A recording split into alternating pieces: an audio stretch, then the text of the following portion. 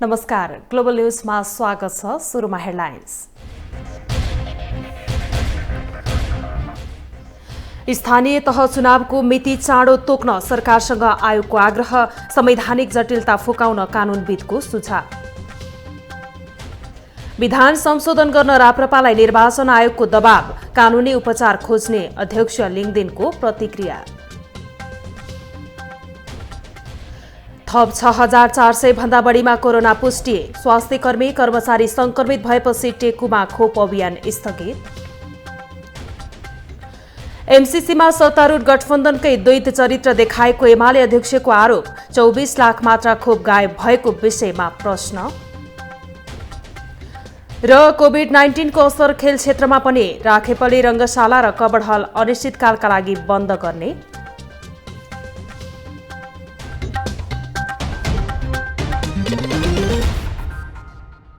Global news अब विस्तारमा। सरकारले स्थानीय तहको चुनावको मिति घोषणा गर्न ढिलाइ गरेको भन्दै निर्वाचन आयोगले आपत्ति जनाएको छ। आयोगले मिति तोक्ने समय घर्किसकेको गुनासो गर्दा गर्दै कानूनविदहरूले स्थानीय तहको निर्वाचनबारे संविधानसँग बाजिएका सबै कानून संशोधन गर्न सत्तारूढ दलहरूलाई सुझाव दिएका छन्। संविधानको व्यवस्था अनुसार स्थानीय तहका जनप्रतिनिधिहरूको कार्यकाल 5 वर्षको हुने स्पष्ट व्यवस्था छ। 2074 सालमा सम्पन्न भएको कतिपय स्थानीय तहको चुनाव मार्फत निर्वाचित भएका जनप्रतिनिधिहरूको कार्यकाल आगामी वर्षको असोजमा मात्र सकिँदैछ। 2074 साल वैशाखमा पहिलो चरणको स्थानीय तहको चुनाव भएको थियो। त्यसकै आधारमा निर्वाचन आयोगले आगामी वैशाखमा स्थानीय तहको चुनाव गर्न मिति समेत प्रस्ताव गरेको छ। आयोगले चुनावको मिति घोषणामा ढिलाइ भइसकेको समेत बताएको छ। सबैले बुझेको र हामीले पनि बुझेको भनेको स्थानीय तह भ्याक्युम राख्नु हुँदैन र जेठ 6 गते चाहिँ नयाँ इलेक्टेड अथोरिटीले रिप्लेस गर्नुपर्छ भन्ने मान्यता हो र त्यही हुनाले हामीले त्योभन्दा अगाडि निर्वाचन सम्पन्न गर्नुपर्छ भन्दै आएका हौँ। आयोगले प्रस्ताव गरेको मितिमा चुनाव हुँदा कतिपय स्थानीय तहका जनप्रतिनिधिले संविधानले व्यवस्था गरेको 5 वर्ष कार्यकाल पूरा गर्न पाउँदैनन्। तर आयोगले भने वैशाखमा चुनाव गर्ने मिति प्रस्ताव नै गरिसकेको छ। निर्वाचन आयोगले जस्तै एमाले समेत आगामी वैशाखमा स्थानीय तहको चुनाव गर्न माग गर्दै आएको छ। आइतबार एमाले अध्यक्ष केपी शर्मा ओलीले विज्ञप्ति जारी गर्दै वैशाखमा स्थानीय तहको चुनाव गर्न माग गरेका छन्।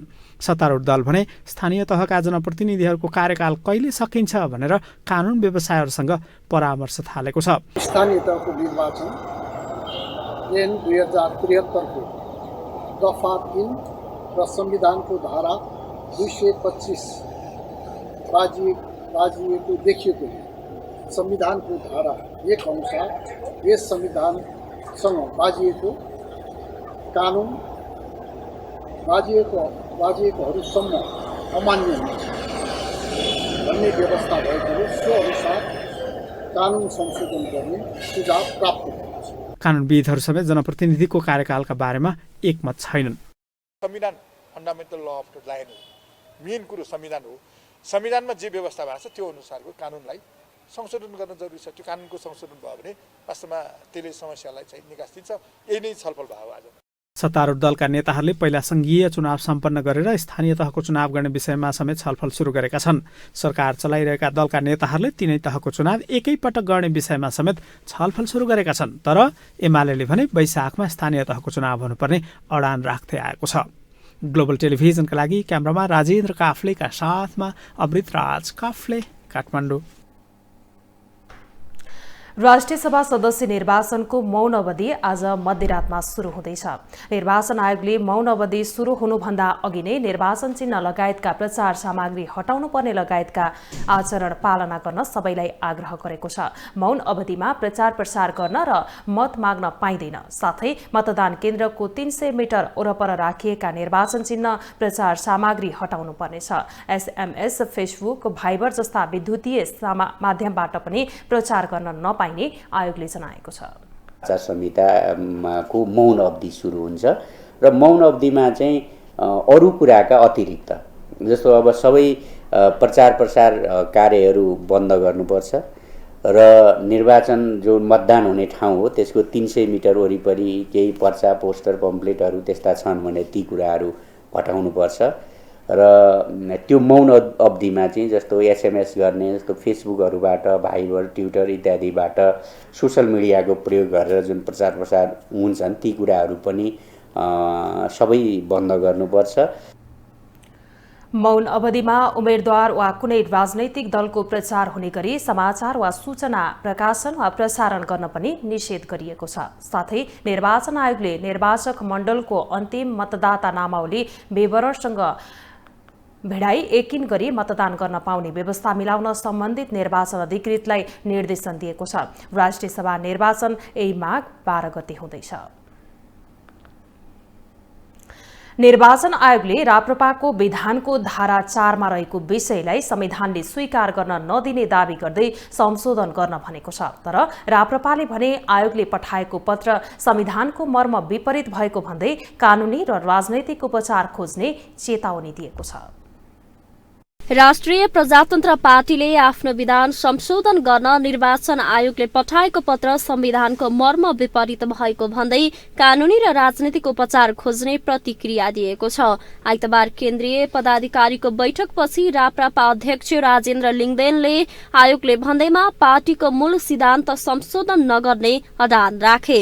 अध्यक्ष लिङदेनले पार्टीको विधान संविधानको परिधिभित्र रहेको भन्दै आयोगको निर्देशन पूर्वग्रही देखिएको आरोप लगाए।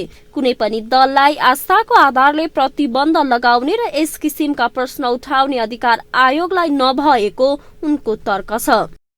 राष्ट्रिय प्रजातन्त्र पार्टीलाई अहिले पठाएको जुन पत्र छ त्यसमा खास गरी पत्रको बुँदा 1, 4, 5 संविधानको दल दर्ता सम्बन्धी दफा 269 त्यसपछि 270 यी सबको भावना र मर्म विपरीत छ र त्यो पूर्वाग्रही छ।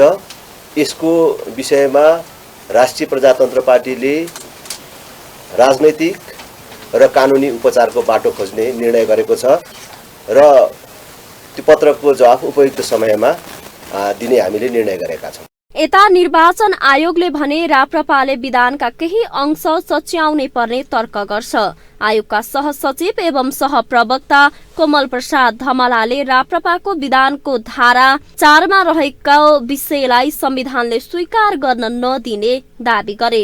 अर्कोतर्फ राष्ट्रिय झण्डा, निशान छाप, राष्ट्रिय फूल, रंग, राष्ट्रिय पंक्षी, राष्ट्रिय जनावर, नेपालको नक्सा र राष्ट्रिय पहिचान बोकेका व्यक्तित्वका तस्बिर राजनीतिक दलले चिन्हको रूपमा प्रयोग गर्न नपाउने उनको भनाइ छ। आयोगले 77 साल माघ 7 गते ठ्याक्कै 1 वर्ष भयो, 1 वर्ष अगाडि नै एउटा निर्णय गरेको छ जसमा चाहिँ नेपालको राष्ट्रिय झण्डा, निशान छाप, राष्ट्रिय फूल, रङ, राष्ट्रिय पंक्षी, राष्ट्रिय जनावर, नेपालको नक्सा, राष्ट्रिय पहिचान बोकेका व्यक्तित्वहरूका तस्बिर यस्ता प्रकारका कुराहरूलाई चाहिँ राजनीतिक दललाई चिन्हको रूपमा प्रयोग गर्न नदिने भन्ने निर्णय छ। सहप्रवक्ता धमलाले राप्रपाले आयोगले भने अनुसारको विधान परिवर्तन गरेर ल्याउनेमा आशावादी रहेको बताएका छन्। तर राप्रपाले भने यसलाई कुनै हालतमा स्वीकार नगर्ने अडान राखेको छ। आयोगले राप्रपालाई गत माघ 2 गते विधान परिवर्तन, विधान संशोधन गरेर 7 दिनभित्र उपस्थित हुन निर्देशन दिएको थियो। स्थानीय निर्वाचन नजिकिसकेको सन्दर्भमा राप्रपा र आयोग आफ्नै तर्कमा अडिग रहँदा विवाद झन चुलिने देखिएको छ। नेकपा एमालेका अध्यक्ष केपी शर्मा ओलीले एमसीसी बारे सत्तारूढ दलहरूले द्वैध चरित्र देखाएको भन्दै आपत्ति जनाउनु भएको छ।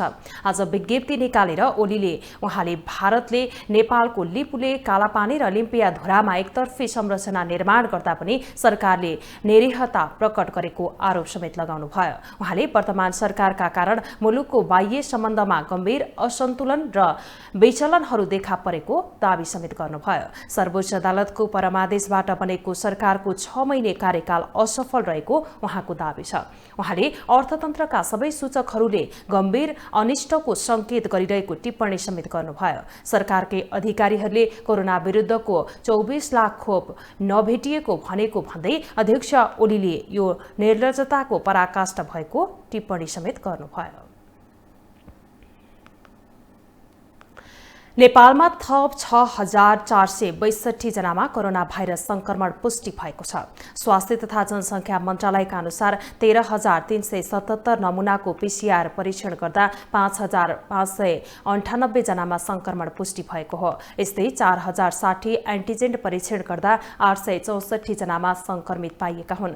24 घण्टामा 1,416 जना संक्रमण मुक्त भएका छन्। मन्त्रालयका अनुसार 4 जनाको मृत्यु भएको छ। हाल देशभर 77,040 सक्रिय संक्रमित रहेका छन्। यसैबीच काठमाडौँको टेकु स्थित शुक्रराज ट्रपिकल तथा सरुवा रोग अस्पतालमा खोप अभियान स्थगित भएको छ। अस्पतालका 50 बढी चिकित्सक, स्वास्थ्यकर्मी तथा कर्मचारीमा कोरोना संक्रमण भएपछि खोप अभियान स्थगित गरिएको हो। आज विज्ञप्ति जारी गर्दै भोलिदेखि आगामी आइतबारसम्म खोप अभियान स्थगित भएको जानकारी दिएको छ।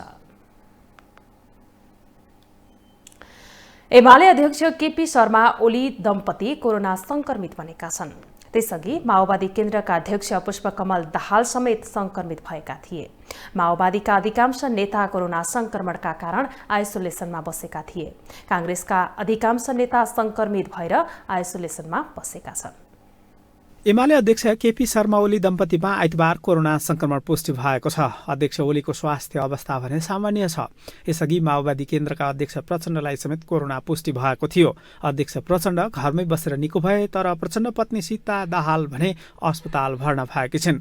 उनी आइसियुमा उपचाररत रहेकी छिन्। पौडेल पहिलादेखि नै बिरामी रहेकी थिइन्। त्यसबाहेक प्रधानमन्त्री शेरबहादुर देउवा समेत केही दिन आइसोलेसनमा बसेका थिए। कोरोना संक्रमणको शंकामा परीक्षण गरिएको भए पनि प्रधानमन्त्री देउवामा भने कोरोना संक्रमण देखिएको थिएन। नेपालमा कोरोना महामारीको तेस्रो लहर सुरु हुँदा पार्टीका भेला र महाधिवेशनमा स्वास्थ्य सुरक्षाका मापदण्ड नअपनाउँदा ओमिक्रोनको संक्रमण विभिन्न पार्टीका भेलामा उपस्थित शीर्ष नेताहरू र कार्यकर्ताहरूबाट सुरु भएको देखिएको छ। ग्लोबल टेलिभिजनका लागि कविन्द्र तिमेल सिन्हाको रिपोर्ट।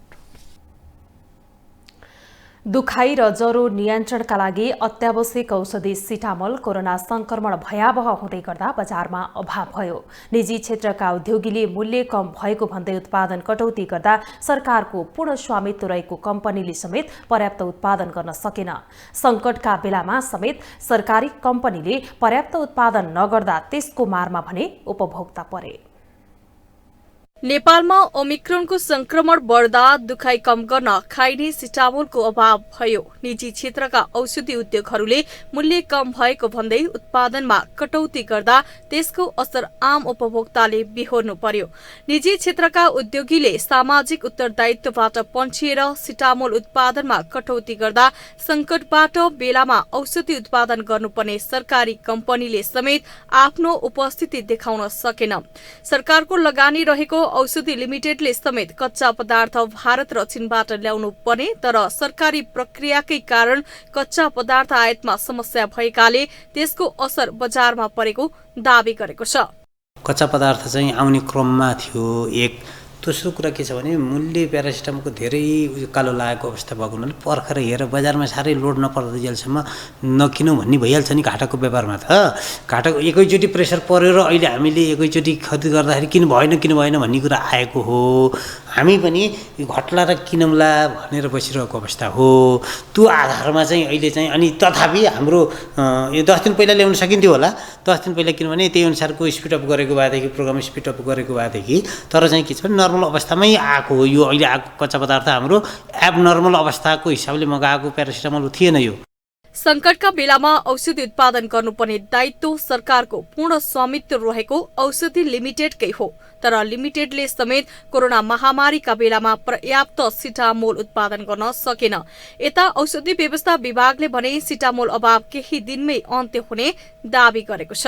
पहिलोको भन्दा अलिकति सहज भइसकेको अवस्था छ, तर पनि अझै पनि खोजिए अनुसार चाहिँ हामीले त्यो चाहिँ किन्न चाहिँ पाइरहेको अवस्था चाहिँ छैन। त्यही भएर अब हामीले चाहिँ बिस्तारै वितरण चाहिँ मिलाउनु हुन्न। अब 2-4 दिनमै यो सहज चाहिँ हुन्छ। तर यसको अर्थ चाहिँ के भन्दा सबैले धेरै चाहिँ किन्नु भएन। अहिले एक त आफूलाई आवश्यक जसलाई पर्छ त्यसले मात्रै किन्ने यो सहज हुँदैछ। अनावश्यक रूपमा किनेर चाहिँ सञ्चय गरेर चाहिँ नराखौँ भन्ने चाहिँ हामीले अपिल पनि गर्दछौँ। विभागले औषधिमा कालो बजारी गर्ने र कृत्रिम अभाव गर्नेलाई कारबाही गर्ने बताएको छ। विभागले सिटामोल धेरै किनेर स्टक नराख्न समेत आग्रह गरेको छ। ग्लोबल टेलिभिजनका लागि क्यामेरामा राजेन्द्र काफ्लेका साथमा कविन्द्र तिमिल सिन्हा, काठमाडौँ। त्रिभुवन विश्वविद्यालयले सबै क्याम्पसलाई माघ 11 गतेदेखि अनलाइन कक्षा सञ्चालन गर्न निर्देशन दिएको छ। त्रिवी कार्यकारी परिषदले कोरोना संक्रमण बढेका कारण हरेक क्याम्पसले 11 गतेदेखि सबै सैद्धान्तिक कक्षाहरू अनलाइन मार्फत सञ्चालन गर्ने निर्णय गरेको हो। यसका लागि सबै क्याम्पस तथा विभागहरूले भोलिसम्मलाई अनलाइन कक्षाको रुटिन बनाएर सम्बन्धित डिनको कार्यालयमा पठाउनु पर्नेछ।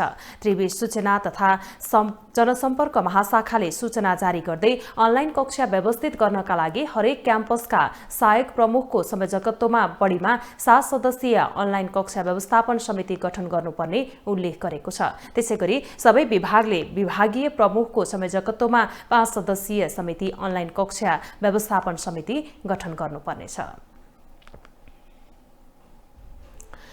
कोरोना संक्रमण बढ्न थालेपछि उपत्यकामा जोर बिजोर प्रणाली लागू भएको छ।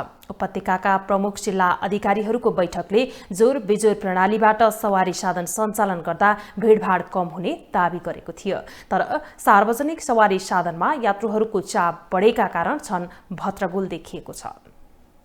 कोरोनाको नयाँ भेरिएन्ट ओमिक्रोनको संक्रमण तीव्र बनेपछि उपत्यकाका प्रमुख जिल्ला अधिकारीहरूको बैठकले माघ 7 गतेदेखि सवारी साधनमा जोर बिजोर प्रणाली लागू गर्ने निर्णय गरेको थियो।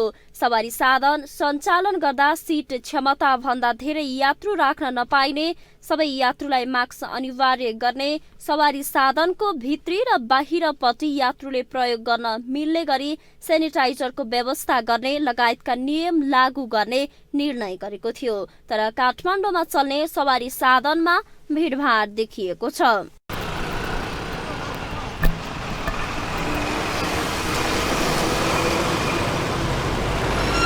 जोर बिजोर प्रणाली लागू भएपछि शनिबारदेखि सडकमा सवारी साधनहरू कम भएका छन्, तर भीडभाड भने कम भएको छैन। शैक्षिक संस्थाहरू बन्द भए पनि बजार, सरकारी कार्यालय र अन्य सङ्घ संस्थाहरू खुल्ला भएकाले सार्वजनिक स्थान र सवारी साधनहरूमा भीडभाड बढेको छ, जसका कारण कोरोना संक्रमण झन बढ्न सक्ने चिन्ता समेत सुरु भएको छ। सवारी चालकहरू जोर बिजोर प्रणाली अनुसारको सवारी चलाउँदा यात्रुको चाप झन बढिरहेको बताएका छन्। त्यस्तो अब जोर बिजोर गरेर नि खोइ अब कोरोना अब त्यो नहुने भने त हुँदैन होला हैन। अब यो खोइ अब हामीलाई पनि गाह्रो, अब काम गरेर खाने मान्छेहरूलाई हैन। ट्राफिक प्रहरीको अनुसार जोर बिजोर प्रणाली कडाइका साथ लागू भइरहेको छ। नियमको पालना नगर्नेलाई नियन्त्रणमा लिई सचेत गराउने गरेका छन्।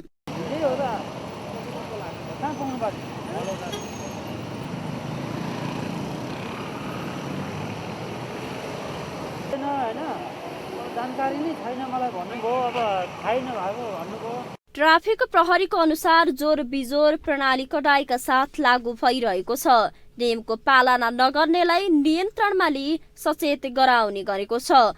सरकारले कोरोना जोखिम कम गर्नका लागि भन्दै सवारी साधन सञ्चालनमा जोर बिजोर प्रणाली लागू गरेको भएर कार्यान्वयन समेत भइसकेको छ। जोर बिजोर प्रणाली व्यवस्थाले झनै जोखिम बढाउने भन्दै यातायात व्यवसायीहरूले समेत विकल्प खोज्न सुझाव दिएका थिए।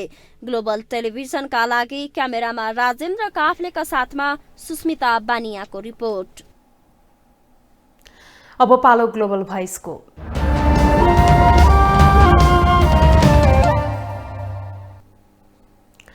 कोरोना संक्रमण नियन्त्रण तथा रोकथाम गर्न भन्दै काठमाडौँ उपत्यकामा स्थानीय प्रशासनले सवारी साधनमा जोर बिजोर प्रणाली लागू गरेको छ।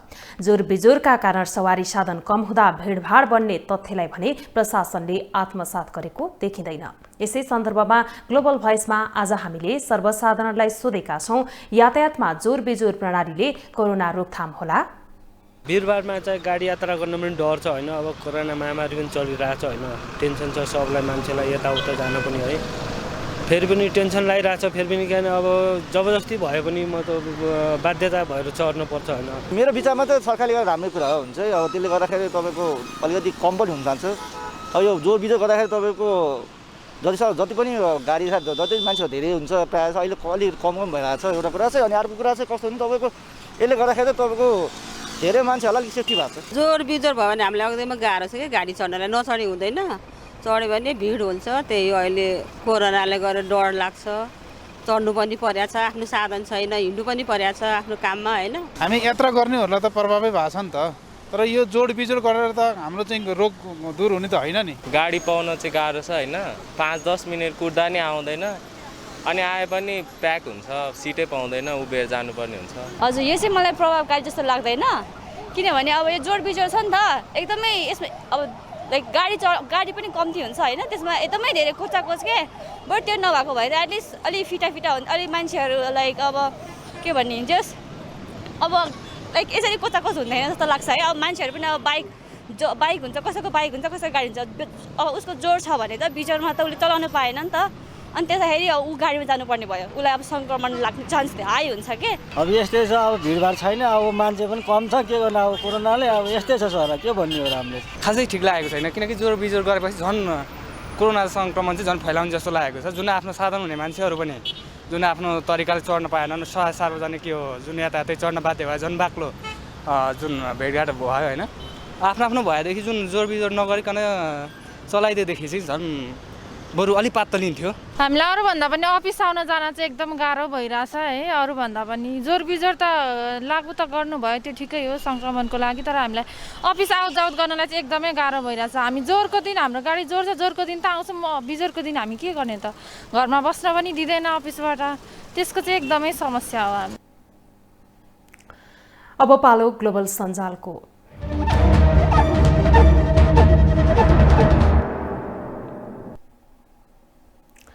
ग्लोबल सञ्जालमा हामी हरेक दिन सार्वजनिक महत्त्वको विषयमा सामाजिक सञ्जालकर्ताले अभिव्यक्त गरेका विचारलाई समेट्ने गर्दछौं। आज हामीले समसामयिक विषयवस्तुमाथि गरिएका टिप्पणीलाई प्राथमिकता दिएका छौं। सार्वजनिक सम्पत्तिको दोहन भयो भन्दै कृष्ण आचार्य ट्वीट गर्छन्, सार्वजनिक सम्पत्ति सेटिङमा दोहन गर्ने गराउने खेल लुम्बिनी पुगेको छ।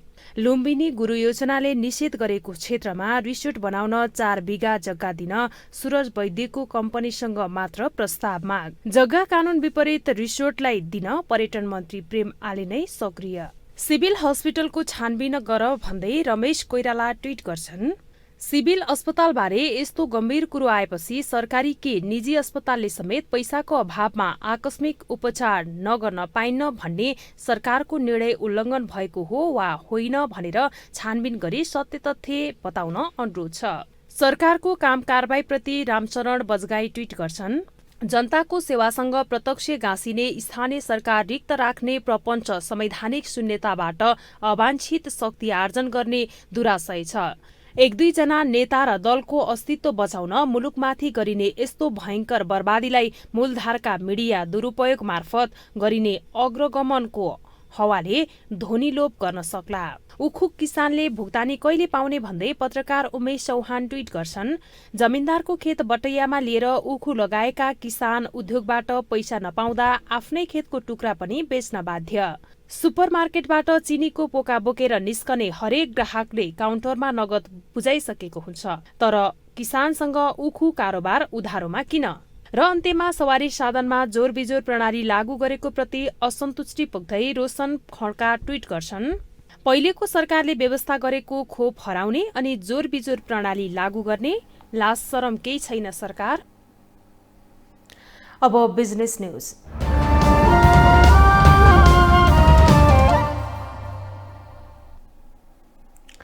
चालू आर्थिक वर्षको पहिलो 6 महिनामा आयातसँगै निर्यातमा केही वृद्धि भएको छ। यो अवधिमा 9 खर्ब 99 अर्ब 34 करोड 27 लाख बराबरको वस्तु तथा सेवा आयात हुँदा नेपालले 1 खर्ब 18 अर्ब 85 करोडको मात्र निर्यात गरेको छ। भन्सार विभागको तथ्याङ्क अनुसार चालू आर्थिक वर्षको पहिलो 6 महिनामा आयात 59.13% र निर्यात 955.48% ले वृद्धि भएको हो। गत आर्थिक वर्षको सोही अवधिमा 6 खर्ब 61 अर्ब 24 करोड 53 लाखको आयात हुँदा नेपालले 60 अर्ब 79 करोड 92 लाखको निर्यात गरेको थियो। निर्यात बढ्दै गए पनि आयात झन बढ्दै गएकाले व्यापार घाटा चुलिँदै गएको छ। चालू आर्थिक वर्षको पहिलो 6 महिनामा व्यापार घाटा 46.64% बढेर 8 खर्ब 80 अर्ब 49 करोड 17 लाख पुगेको छ।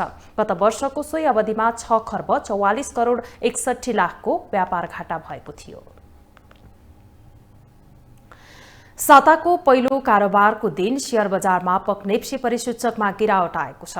आज नेप्सी परिसूचक 10.83 अङ्कले घटेर 2920.51 बिन्दुमा झरेको छ। नेप्सी परिसूचकमा गिरावट आए पनि सेन्सिटिभ इन्डेक्स भने 0.06 अङ्कले बढेको छ। तर फ्लोड इन्डेक्स 1.27 अङ्कले घटेको छ भने सेन्सिटिभ फ्लोड इन्डेक्स 0.63 अङ्कले घटेको छ।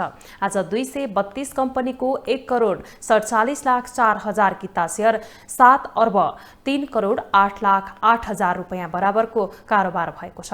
कारोबारमा आएका 13 उपसमूहहरूमध्ये 8 उपसमूहको परिसूचकमा गिरावट आएको छ भने 5 उपसमूहको परिसूचक भने बढेको छ। जसमध्ये अन्य र जीवन बीमा उपसमूहको परिसूचक 1% भन्दा बढी बढेको छ भने निर्जीवन बीमा उत्पादन तथा प्रशोधन तथा म्युचुअल फन्ड उपसमूहको परिसूचक थोरै मात्र बढेको छ।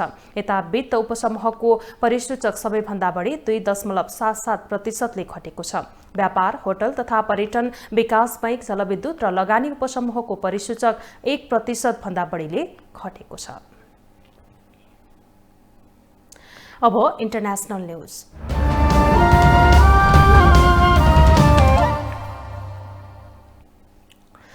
अमेरिकाले विश्व स्वास्थ्य संगठन WHO लाई गर्दै आएको आर्थिक सहयोग रोक्ने संकेत दिएको छ। WHO लाई स्वायत्त बनाउनु पर्ने विषयमाथिको छलफलमा अमेरिकी प्रतिनिधिले संस्थाका भविष्यका योजनालाई अस्वीकार गरेको रोयटर्सले जनाएको छ। छलफलमा सहभागी 4 अधिकारीहरूले WHO को स्वायत्त प्रस्तावलाई अमेरिकी प्रतिनिधिले अस्वीकार गरेको बताए। यो कदमसँगै बाइडेन प्रशासनले WHO लाई दिँदै आएको आर्थिक सहायताको भविष्यमा आशंका पैदा भएको छ। गत जनवरी 4 मा प्रकाशित WHO को एक प्रतिवेदनमा सदस्य मुलुकहरूले वार्षिक रूपमा गर्दै आएको आर्थिक सहायतालाई वृद्धि गर्ने प्रस्ताव उल्लेख गरेको थियो। पछिल्लो 24 घण्टामा भारतमा थप 3,33,533 जना कोरोना भाइरस संक्रमित थपिएका छन्। भारतमा पछिल्लो केही हप्तादेखि दैनिक संक्रमितहरूको संख्यामा दिन प्रतिदिन वृद्धि भइरहेको केन्द्रीय स्वास्थ्य तथा परिवार कल्याण मन्त्रालयले आइतबार जनाएको छ। 21,87,205 सक्रिय संक्रमित रहेको मन्त्रालयले जनाएको छ। यो सँगै भारतमा कोरोना सुरु भए यता हालसम्मकै कुल संक्रमितको संख्या 3,92,37,264 रहेको जनाइएको छ। पछिल्लो 24 घण्टामा भारतमा कोरोना भाइरसबाट 2,59,168 जना संक्रमण मुक्त भएका छन्। भारतमा कोरोना भाइरस निको हुने दर 93.18% रहेको जनाइएको छ। पछिल्लो एक दिनमा 525 जनाको कोरोनाका कारण मृत्यु भएको छ भने अहिलेसम्म कोरोनाका कारण मृत्यु भएकाहरूको संख्या 4,89,409 रहेको छ। राष्ट्रिय खेलकुद परिषद राखेपले आफ्नो मातहतमा रहेको रंगशाला, कबडहल र स्विमिङ पुल लगायतका खेल पूर्वाधार अनिश्चितकालका लागि बन्द गरेको छ। राखेपले एक सूचना जारी गर्दै रंगशाला लगायतका खेल पूर्वाधार अर्को सूचना जारी नभएसम्मका लागि बन्द गरिएको जनाएको छ। सरकारले कोभिड-19 को संक्रमण रोकथामका लागि भीडभाड हुने कार्यक्रमहरू निषेध गरेका कारण खेल पूर्वाधार बन्द गरिएको राखेपले जनाएको छ। कोरोना संक्रमण रोकथाम र उपचारलाई प्रभावकारी बनाउन जिल्ला प्रशासन कार्यालय काठमाडौँबाट जारी आदेश अनुसार जिमखाना, रंगशाला, कबडहल, स्विमिङ पुल, फुटसल लगायतका मानिसहरूको भीडभाड हुने अन्य कार्यक्रमहरू गर्न गराउन निषेध गरिएको राखेपले जारी गरेको सूचनामा भनिएको छ।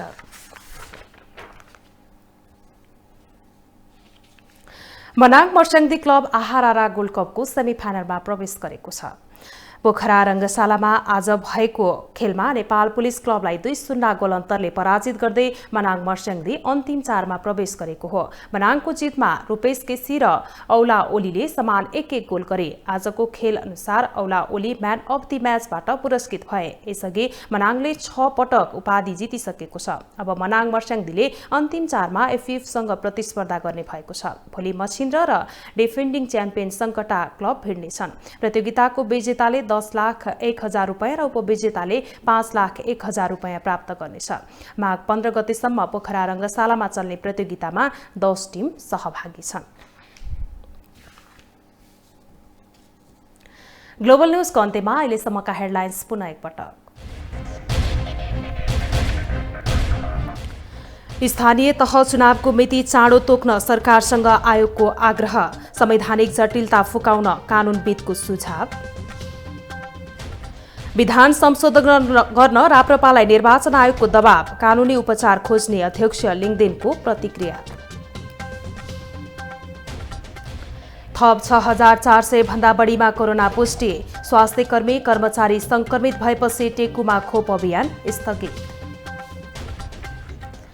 एमसीसीमा सत्तारूढ गठबन्धनले द्वैध चरित्र देखाएको एमाले अध्यक्षको आरोप।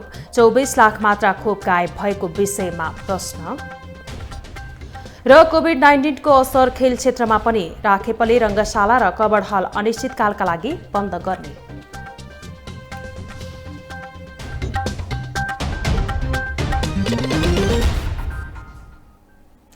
अहिलेलाई ग्लोबल न्यूज यति नै। ग्लोबल टेलिभिजन तपाईँ फेसबुक तथा युट्युबमा पनि प्रत्यक्ष हेर्न सक्नुहुनेछ। ग्लोबल टेलिभिजन हेर्दै गर्नुहोला। नमस्कार।